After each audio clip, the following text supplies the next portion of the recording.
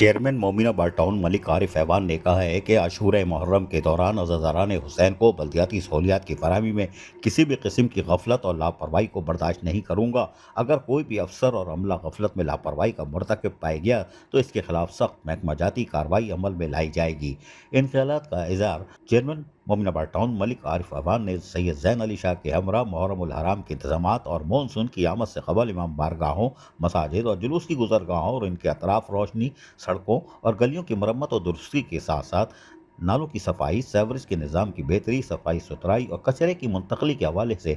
مومن آباد ٹاؤن میں امام بارگاہوں کے دورے کے دوران کیا، جہاں انہوں نے انتظامات کا خود جائزہ لیا۔ اس موقع پر ان کے ہمراہ امام بارگاہوں اور جلوس کے منتظمین کے کوارڈینیٹر چیئرمین مومن آباد معراج شاہ اور بلدیاتی افسران بھی موجود تھے۔ چیئرمین ملک عارف ایوان نے تمام محکمہ جاتی افسران کو ہدایت دیتے ہوئے کہا کہ محرم الحرام اور مونسون کی آمد سے قبل ندی نالوں کی صفائی اور تمام امام بارگاہوں، مساجد اور جلوس کی گزرگاہوں اور ان کے اطراف صفائی ستھرائی، روشنی کی فراہمی، سڑکوں گلیوں کی مرمت اور درستگی کے ساتھ ساتھ کچرے کی منتقلی کو یقینی بنائے اور فراہمی اور نکاسی آب کی صورتحال میں بہتری لانے کے لیے ہنگامی بنیادوں پر کاموں کو فوری طور پر مکمل کیا جائے۔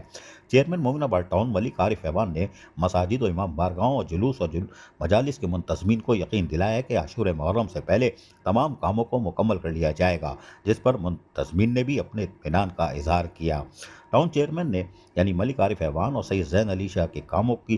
حوالے سے بھی انہوں نے ان کا شکریہ ادا کیا۔ عزیز عارف، KBS بلدیاتی نیوز کراچی۔ ایسی ہی خوبصورت ویڈیوز فیوچر میں حاصل کرنے کے لیے ریڈ بٹن پر کلک کر کے اور بیل آئیکن کو پریس کر کے ہم سب کے سبسکرائبر بننا مت بھولیے۔